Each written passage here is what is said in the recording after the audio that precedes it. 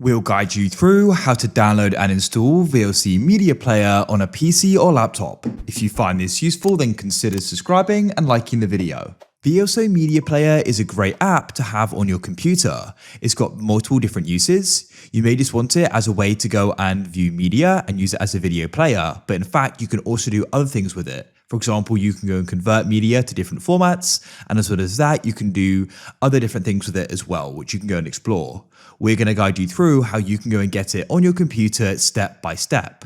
Make sure this full guide to exactly what you need to do, and make sure you don't skip anything as you may go and miss something important. So without any further ado, let's go and get started.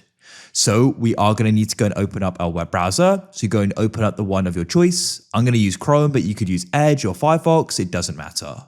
Now what you need to do is go and type in VLC Media Player like so, and you want to come to the site videolan.org. You can come to it.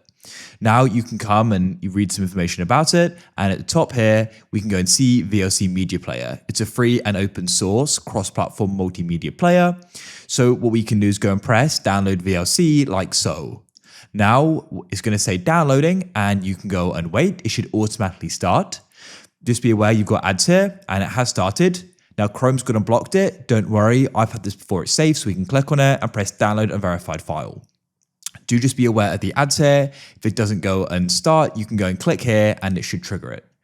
After it's gone and downloaded, we now need to go and find the installer. So you can come out of the web browser you use, and you want to go and open up your file explorer. You can right click on it and go and press downloads like so.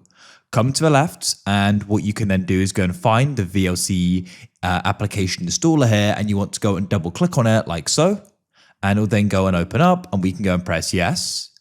Now what you need to do is go and set the language. So we're going to use English and press OK.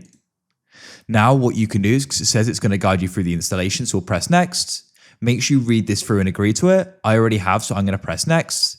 Now here you can go and choose different options here. So personally, I don't like to go and have the web plugins, so I'm going to go and unselect that there, but I'll go and have everything else here. And what you can do is go and press next, and you can choose a destination folder. I don't change that, and we can press install. Now we go and get this pop-up here. I'm just going to go and ignore this, and I'll ignore that again, and we'll go and wait for this to go and install. Be patient, it shouldn't go and take too long, and it's now finished. We can go and select run VLC Media Player and go and press finish, and then it should go and open up.